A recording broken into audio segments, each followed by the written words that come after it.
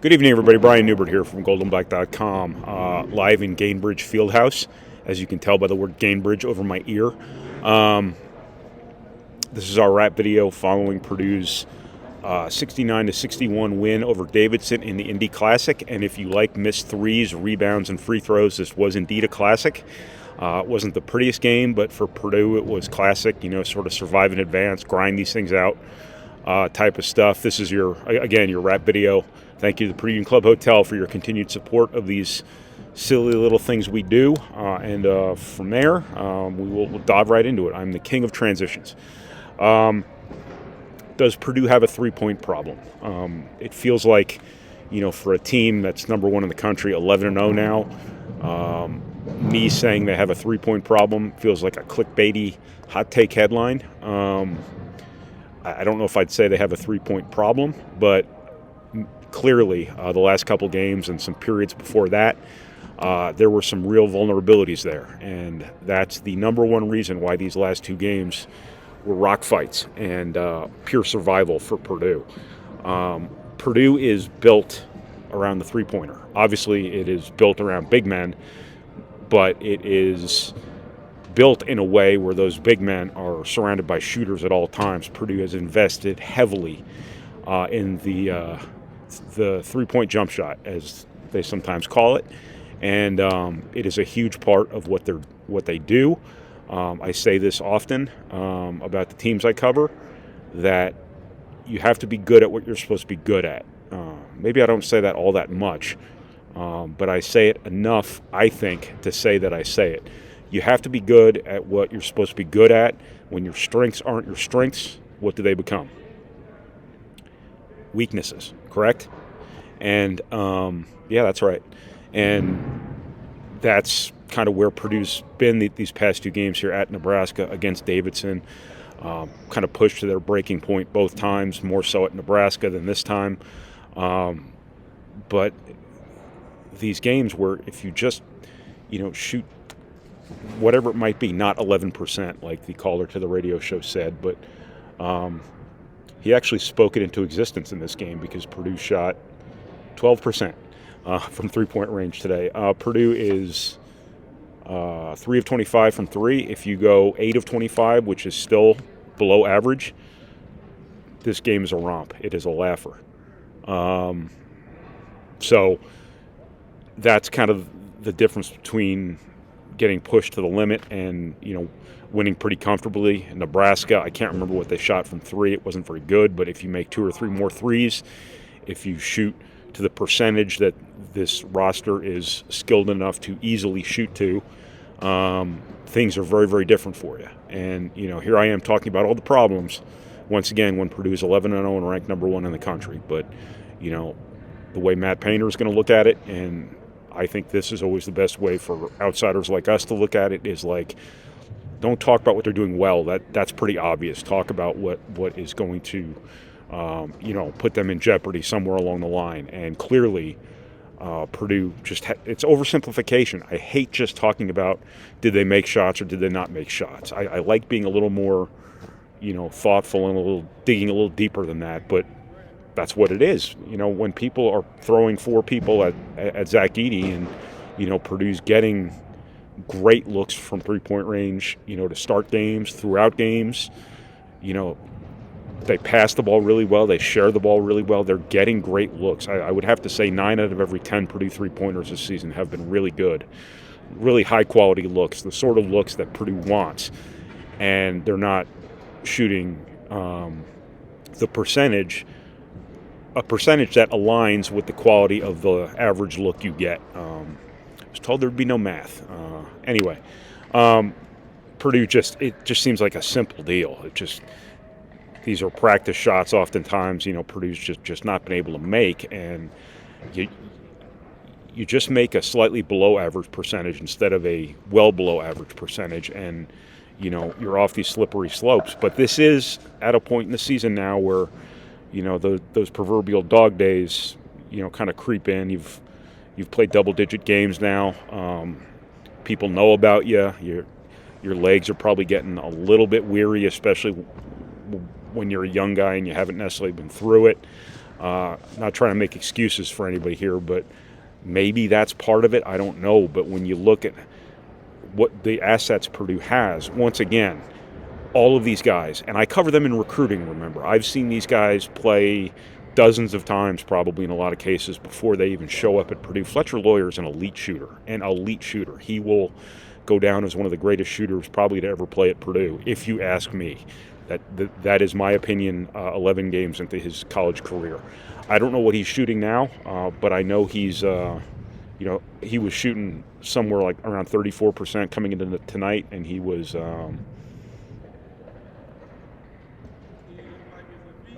Hold on a second. I apparently lost proper use of my eyeballs.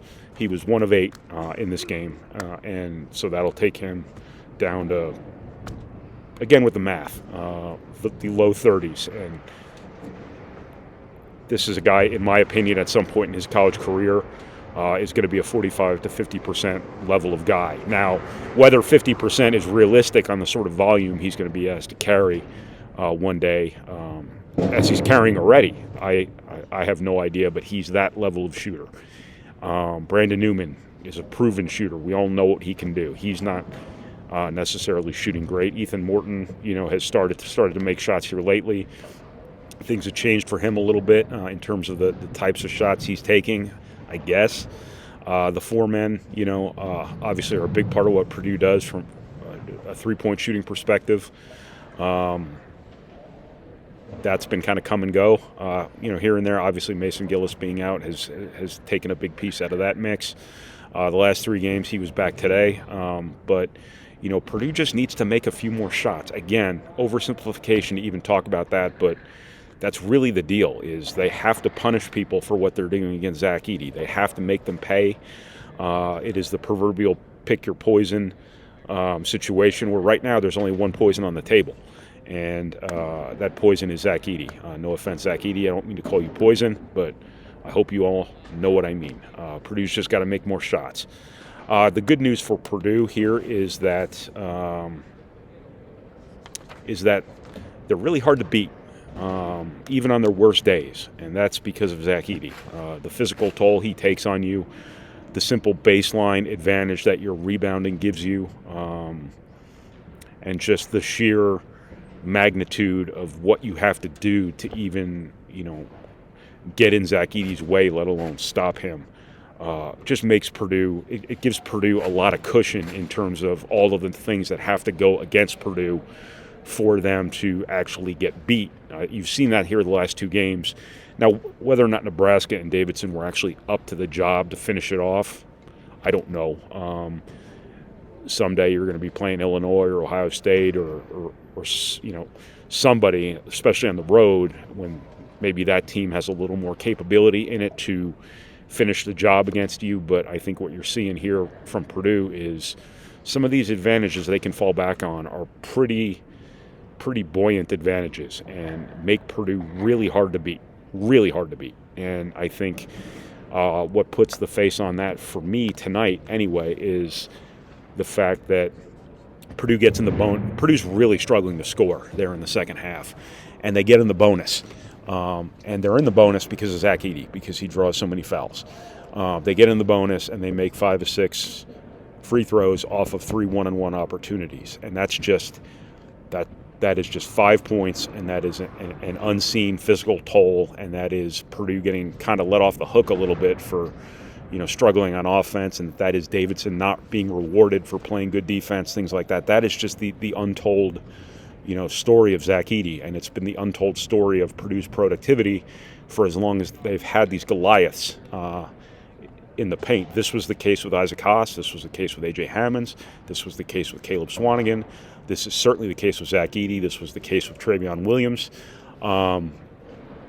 And it's just profoundly valuable on top of, once again, that baseline advantage that comes on the glass, because right now Zach Edey is the best rebounder in college basketball, and I don't care if somebody else averages more rebounds per game or whatever. They're not better than him. He is the best rebounder in college basketball, and he's got a bunch of other good rebounders around him. So being hard to beat is a really good thing in competitive sports. I think that kind of goes without saying. And I think that really kind of bailed Purdue out of this one too, to a certain extent. Davidson, I think exploited some things in Purdue and found some advantages itself. I think they're good systematically. I think they're smart. I think they're heady, and I think their big guys, created some problems for Purdue with their ability to face the basket and drive against Purdue's front court. Sam Menenga made that pick and pop three there in the second half. That a really tough thing for Purdue to cover. But once again, you got to do everything right against Purdue. And Purdue gave them every opportunity with their shooting. It wasn't just the shooting; it was the three-point shooting, but it was also, Purdue left a lot of points on the table at the foul line early before they made all the ones they needed there at the end, which is a credit to sort of Purdue's clutch gene here, once again coming through. But Purdue did a lot to get itself beat, not on purpose. You're obviously not going to shoot great every night, but a lot happened here tonight that opened the door for Davidson to maybe pull this upset, and a lot of things just about Purdue just couldn't be overcome on this night, and I think you're going to see that play out during the Big Ten season. I think you're going to see games where Purdue just doesn't have it, where they still manage to get wins, and I think they're playing pretty solid defense right now. And all of the things that have made this best case scenario start for Purdue, they're all sustainable, and they aren't just a hot start. They are what this team is, and I think that really bodes well heading into Big Ten play, the resumption of Big Ten play. Nebraska was one they just kind of had to get through. Davidson was just kind of one they had to get through. They got through them. They get through them every time they have to. So far, Purdue's not going to go undefeated this year. I'm quite certain, but so far so good. This team just keeps finding ways to overcome what they have to overcome, and that speaks to its winning makeup, I guess you would say. That's all the basketball stuff I got here. I think you all know by now what's going on with me. If you saw my little blurb the other night, you're aware of what's going on with me. I'm not planning on making that a consistent topic of conversation. I am in no way, shape, or form intending to make myself the center of attention. I am profoundly uncomfortable with it, as much as I appreciate it. But I do not intend to make this the weekly "How's Brian Doing" video type of thing. When I go, I intend to go quietly. But it would be absolutely absurd and negligent of me to not say something here about just how unbelievably grateful I am to all of you, to the reception I've gotten here the last couple days, to everybody who's reached out to me, to everybody who's rallied support around me, kind of things like that. It is overwhelming. It is, and I can tell you, I am not easily whelmed. I am typically very, very whelm-proof, but I am completely overwhelmed. I don't even know what to say. It's not very often I can't find words, but I can't find words right now. My heart is completely full to the point it's going to burst, and I really just cannot put this into words. But I do want to say thank you to everyone for everything. I know that is the most articulate thing I've probably said in this whole video. Thank you to everyone for everything. So that's all I got. So truly, thank you, everyone, very much. So that's what I got. I do want to thank Mike Carmen once again. He's now on board with us. He wrote the game story today, so I can just kind of focus on analysis. I can get this stuff out there a little bit faster. And our game stories are better because I tend to kind of glance right over those to try to get to this stuff. Mike is doing us a huge favor. Mike is doing me a huge favor, and thank Mike if you can, because he is really, really helping us here, and we profoundly appreciate it once again. So things are being torn down around me here, so I'm going to go ahead and cut this short. Thank you to the 14 minutes and 47 seconds is short in my opinion. Thank you to the Purdue Union Club Hotel for your support once again. I will talk to you guys again After, I think Purdue plays New Orleans, maybe? Yes, they play New Orleans. Barring any other major health developments that I have to make some sort of ridiculous announcement about, I will talk to you again after Purdue plays New Orleans, the Privateers. So thank you, everybody, for watching. Thank you for reading. Thank you for listening. And thank you for processing our materials, however it is you process our materials. And take care, everybody. Stay warm.